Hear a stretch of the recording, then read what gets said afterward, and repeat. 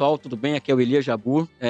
Aliás, deixa eu falar aqui para vocês. Hoje é um programa cujo tema foi votado pelos participantes do nosso grupo do WhatsApp. Que, aliás, eu quero vocês lá. Quem não está nesse grupo do WhatsApp, que é o nosso grupo, né, de Elias Jabur e tal, vai aparecer um QR Code na tela. Vocês vão lá e faz todo aquele movimentozinho que tem que fazer com a câmera do celular e tal, para poder entrar na parada, sabe? Então, quero vocês no grupo para um local de troca de ideias, de informações, discussões. Não tem treta, porque o pessoal ali é disciplinado, mas é troca de ideias. E o centro fundamental das ideias ali é projeto nacional, né? E também socialismo, né? Que são 2 temas que nos perseguem e que nós decidimos colocar no centro do debate público. Então, o tema de hoje, ele é um tema que foi escolhido por quem está nesse grupo do WhatsApp. Então, vocês que, se quiserem influenciar nas coisas aqui no Menu de Pequim, entre nesse grupo e nos ajude a encontrar temas, encontrar discussões para que nós possamos trazer aqui para vocês, tá? O tema aqui é terras raras, tá bom, pessoal? Que é especificamente terras raras, né?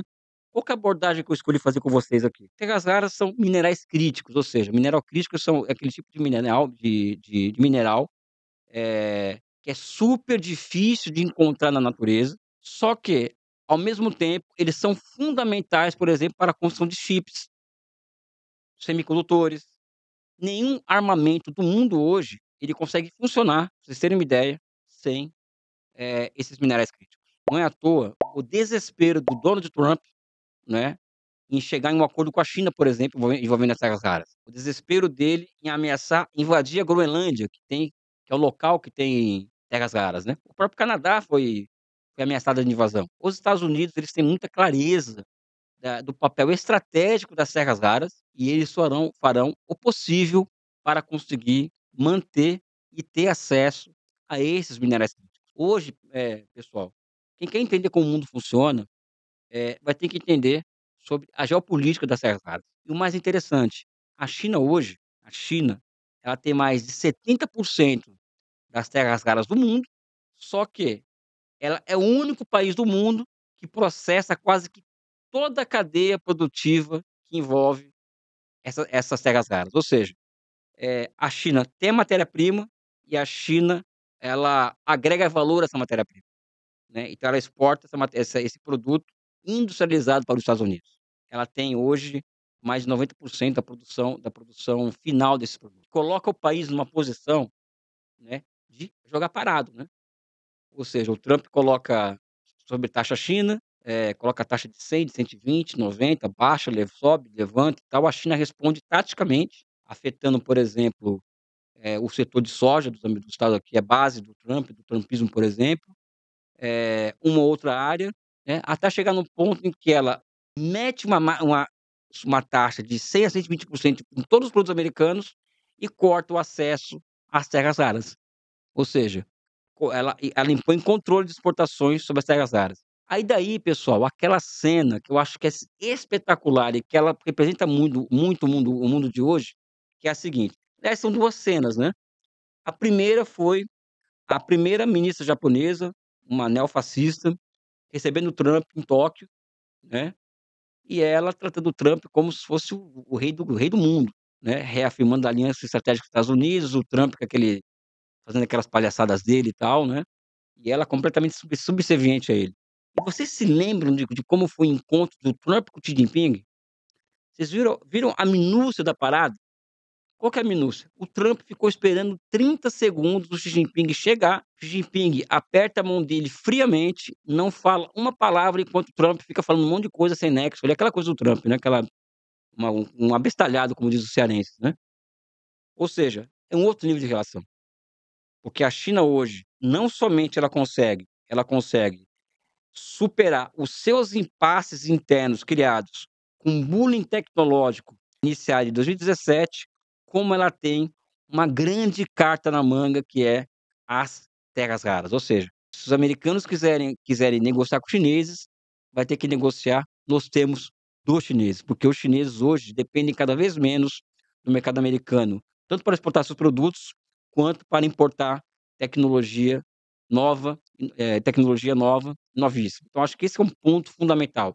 As terras raras são um instrumento fundamental e estratégico no mundo de hoje, e quem quiser entender como o mundo funciona, vai ter que entender sobre as cadeias produtivas das terras raras. E os Estados Unidos têm um outro problema. Eu coloquei aqui que a China não somente ela tem as terras raras, a maioria absoluta das terras raras no mundo estão na China, como ela tem a capacidade de processamento, que é mais de 90%. Os Estados Unidos não têm essa capacidade. Olha o grau de olha a chamada encalacrada que os Estados Unidos estão envolvidos nessa treta que eles arranjaram com a China. Eles poderiam manter uma relação com a China de benefício mútuo, mudar os termos das relações, ok, mas não chegar aos finalmente, como o Trump chegou, não é? Mas não. Eles decidiram ir para o pau com a China, só que eles não têm uma coisa que é fundamental, nem terras raras e nem cadeias, produtivas desse setor. O que que eu estou falando dizendo com isso? Vocês terem uma ideia de quão complexo é esse tipo de cadeia produtiva, para que os Estados Unidos consigam ter algum nível de independência em relação a isso, primeiro vai ter que se acertar com a China, né. Então ela vai ter que jogar o jogo que os chineses querem jogar em relação a isso. E outra, os Estados Unidos precisam de uma nova revolução industrial capaz de criar as condições objetivas para processar as terras raras em seu próprio território. E aqui entra um ponto que é fundamental também para entender o mundo: a financiarização.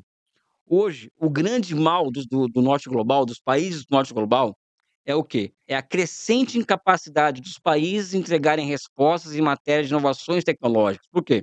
Porque inovação tecnológica não é um acender e apagar luzes. Inovação tecnológica é uma questão financeira, ou seja, é muito dinheiro envolvido na arte de inovar tecnologicamente. Pra vocês terem uma ideia, de cada 10 tentativas de inovação tecnológica, somente 0,7 dão certo, o que significa que essa treta de cachorro grande, ela se assemelha ao quê?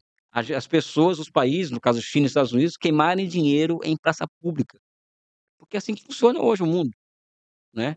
Então essa história, abrindo parênteses aqui, o país não pode gastar mais do que arrecada, teto de gastos, juros a 15%, arcabouço fiscal, meta de inflação anualizada, pessoal, nada isso aqui, esses arranjos institucionais, eles são totalmente contraditórios com um país que quer ter e construir um sistema nacional de inovação tecnológica.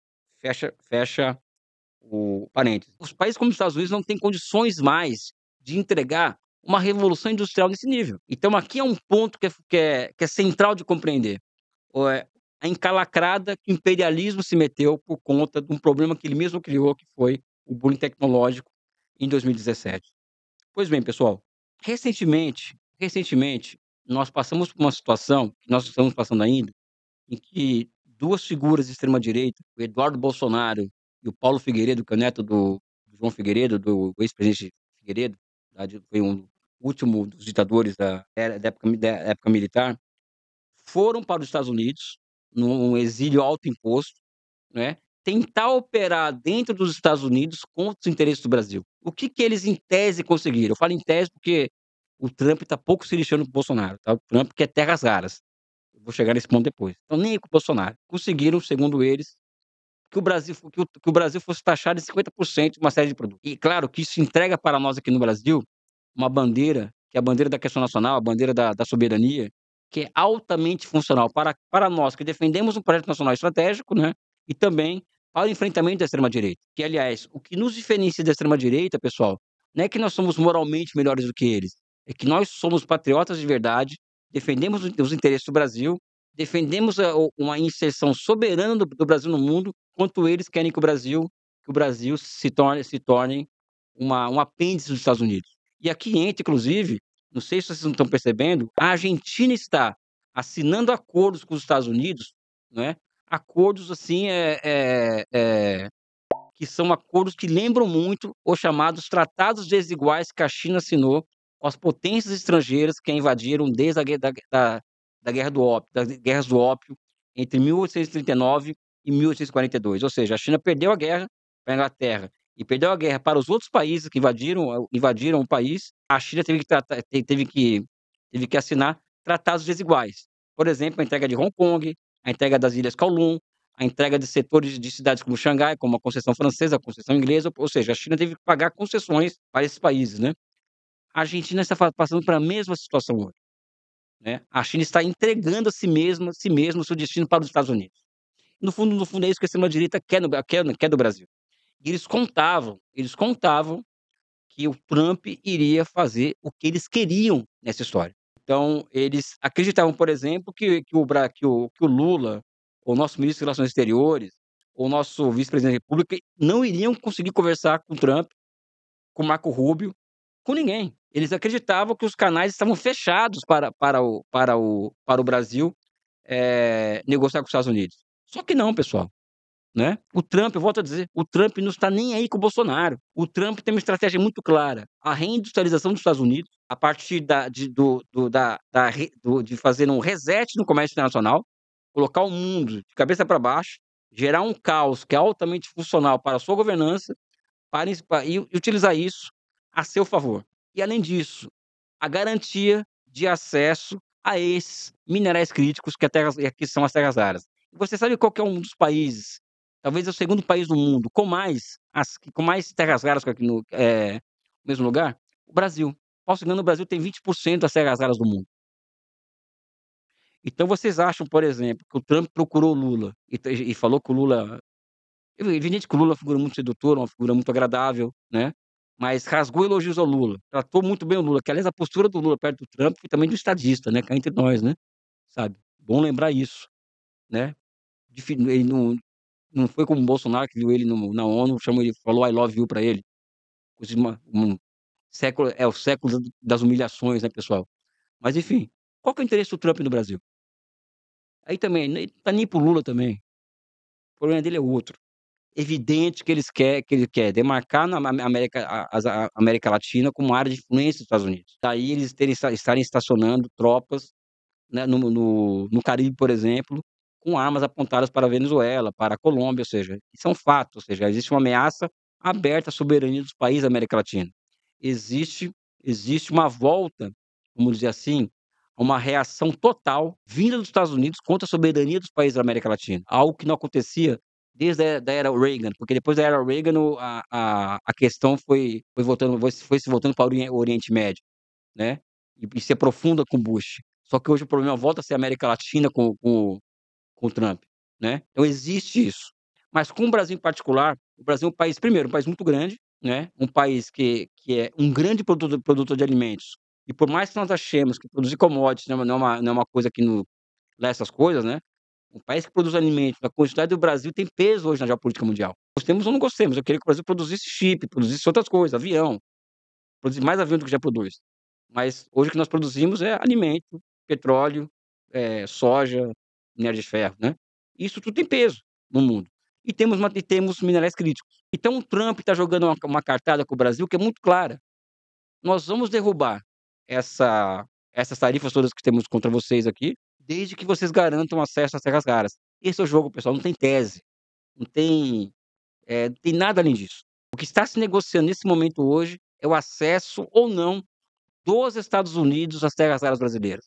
Não é Bolsonaro livre, não é Carla Zambelli livre, quem mais está preso aí, pessoal? Não é, muito pelo contrário, muito pelo contrário. Eu prevejo inclusive a extradição do Eduardo Bananinha e do Paulo Figueiredo dos Estados Unidos. Se tiver acesso às terras raras, meu amigo, os caras mandam e dão um pé na bunda dos 2, porque esse é o ponto da relação. As pessoas me perguntam muitas vezes: "Elias, o que o Brasil deve fazer diante dessa situação?". Primeiro, pessoal, acho que nós temos que nos adaptar a uma nova realidade. A nova realidade hoje é um mundo marcado por um aumento exponencial do protecionismo, tá, então não adianta querer chamar o OMC, acabou o OMC, pessoal. G20, o OMC, isso aí já acabou, né. O negócio hoje é na porrada, né. Quem pode mais chora menos, é assim que funciona. E clareza dessa nova ordem mundial, ultraprotecionista, cujas tarifas virou uma arma, como o dólar também tem sido uma arma de tentativa de fazer os países se ajoelhar e uma arma de destruição em massa. A nossa sorte é que nos últimos 20 anos, a nossa dependência do mercado americano diminuiu demais, diminuiu muito. Então o Brasil, em primeiro lugar, ele deve se acostumar com esse mundo, com esse admirável mundo novo que está aí. É uma ironia, evidentemente, né, mas temos que nos acostumar com esse admirável mundo novo que está aí, que é um mundo marcado por sanções, por tarifas, né, e o Brasil deve se acostumar a isso. E evidente que aqui é o sonho que o Brasil observe essas tarifas como uma oportunidade para nós abrirmos ciclos de substituição de importações, usar essas tarifas como mote para nós tomarmos nosso processo de reindustrialização. Pessoal, isso é tudo sonho, isso é tudo abstração. Vamos pegar aqui no mundo real de como as coisas estão. O Brasil deve se acostumar a esse mundo que está aí, não entregar facilmente acesso às terras raras, muito pelo contrário. Eu acho que o momento hoje do Brasil é de uma abordagem com os chineses em outro nível, né, buscando com os chineses, isso não é sonho, isso é algo que pode acontecer, tem que tentar, tem que negociar, tem que olhar lá no estratégico, olhar lá no fundo, né, mas tentar buscar, partilha dos chineses das tecnologias que nos capacitem a construir as nossas próprias cadeias produtivas para as terras raras, ou seja, o Brasil deve mirar um esforço hoje de uma outra revolução industrial. Assim como os americanos deveriam fazer uma revolução industrial que capacitasse o país a industrializar os minerais críticos, o Brasil também deveria fazer um esforço semelhante. E aqui eu tô da opinião do patriota, né, nós deveríamos, vamos dizer assim, orientar a nossa sociedade, né, a várias tarefas. Evidentemente, a construção de um complexo industrial da saúde, por exemplo, a construção de um complexo complexos petroquímicos Brasil afora, a reconstrução da Petrobras, ou mesmo a fusão da Petrobras com a Eletrobras, para isso tínhamos que retomar a Eletrobras, pensar na integração da Amazônia ao território econômico nacional. Nós reconstruímos as nossas infraestruturas destruídas e que nos capacitem a reconectar os nossos mercados internos. Ou seja, são vários desafios, né, para os quais a nossa sociedade deveria estar mobilizada nesse momento. Infelizmente, nós não estamos. E aqui eu coloco também mais um desafio. Tendo em vista que o mundo vive hoje uma realidade em que esses minerais críticos têm uma centralidade muito grande, o Brasil tinha que observar essa possibilidade, né, observar essa realidade e construirmos a nossa estratégia, uma estratégia nacional de como vamos lidar com essa riqueza que é absurda que o Brasil tem. Tem que ele continuar negociando com os Estados Unidos, ok, tirar o máximo de concessões deles e de fazer o mínimo de concessão para eles, essa que é a regra do jogo, né. Buscar uma abordagem com a China em relação a isso, é difícil esse tipo de relação com os chineses, até porque transições de tecnologia, os chineses só fazem para países confiáveis e cá entre nós, é difícil o Brasil ser visto como um país confiável, na medida em que no ano que vem vai ter eleição e quem pode ganhar a eleição é a extrema direita, é um fato, não é minha vontade e nem deve acontecer, mas o fato é que o Brasil pode ter uma extrema direita de volta ao poder, os chineses vão transferir tecnologia para o país, que corre o risco de voltar a ter um governo hostil aos interesses chineses, né. Então a gente também tem que observar esse lado da moeda. Então, o ideal, no caso, é a mobilização de parcelas da nossa sociedade, né, com a finalidade de construir cadeias produtivas, constituir uma revolução industrial envolvendo as terras raras brasileiras. Eu acho que a partir desse momento, nós teremos condições, eh, já nos acostumamos com o novo normal, que é um país sob sanções, como nós já somos hoje.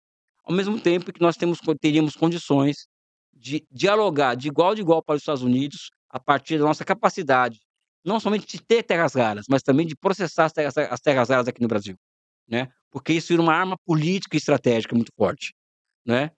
Enfim, pessoal, o que vem à mente depois de tudo isso que eu falei aqui? Não falei muitas coisas, tá, só joguei ideias aqui, porque a ideia aqui é jogar ideias, né, eu sempre comento as minhas, né, é jogar ideias no ar, é jogar polêmica, é jogar os pontos a serem discutidos. Não é para ninguém concordar comigo aqui, muito pelo contrário, eu quero ser confrontado com ideias, evidentemente, a gente quer aprender sempre, né. Mas qual que é o fundo de tudo isso, pessoal? É que vem um pouco, de novo, essa ideia da pré-candidatura a deputado federal nossa, né. Qual que é o sentido de ser pré-candidato a deputado federal, num país como o Brasil, né, e por um partido comunista, né? O sentido é exatamente esse, né. Eu quero ser a pessoa, né, e nós queremos, né, sermos um coletivo que leve esse tipo de discussão para o centro do debate nacional. Já perceberam como que o debate nacional brasileiro ele está completamente na lona, o nível do debate? Como as coisas são difíceis no Brasil? Os assuntos que se discutem na imprensa, ou nas rodas, em grupos de WhatsApp, não tem nada a ver com o interesse nacional, não tem nada a ver com o que é central, o que é fundamental, que são esses temas que nós temos que tentar trazer aqui.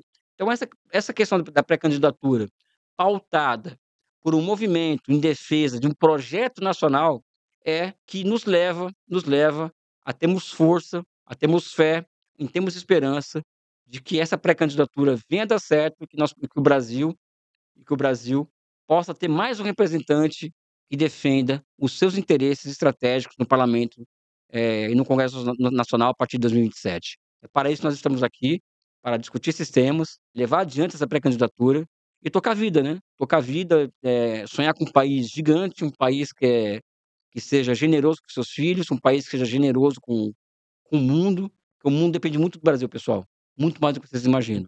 Um forte abraço, um beijo no coração de vocês.